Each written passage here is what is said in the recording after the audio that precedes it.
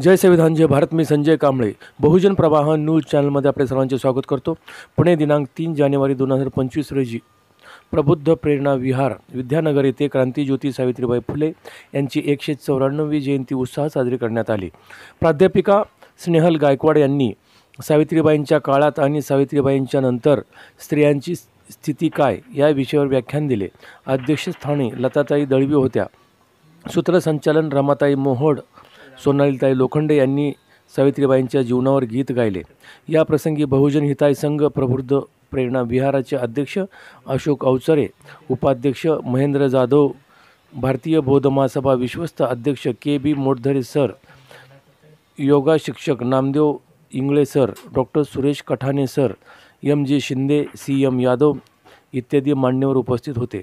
अलकाताई गायकवाड यांनी सर्वांचे आभार व्यक्त केले.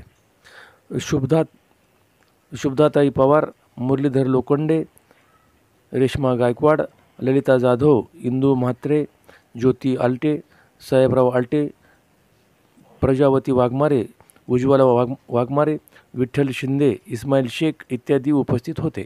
कारण त्यांचं आरोग्य चांगलं तर ते काम करू शकतात. त्यामुळे आरोग्याची काळजी घेणारी खरं तर पत्नीच असते आणि म्हणून त्यांनाही आपल्याला खऱ्या अर्थाने त्यांचे धन्यवाद त्यांना दिले पाहिजे की त्यांच्या खूप खूप आयुष्य चिंतन त्यांना करते. त्यांना उदंड आयुष्य लाभो, त्यांच्या हातून असंच आणखीन चांगलं कार्य धर्मकार्य घडो, त्यांची अशीच वाटचाल पुढे चालत राहो. आपल्या सर्वांची त्यांना साथ आहे. आता 2 मजले झाले, 3ऱ्या मजला त्यांच्या कार्यक्रम व्हावा ही अपेक्षा व्यक्त करताना इथंच थांबते.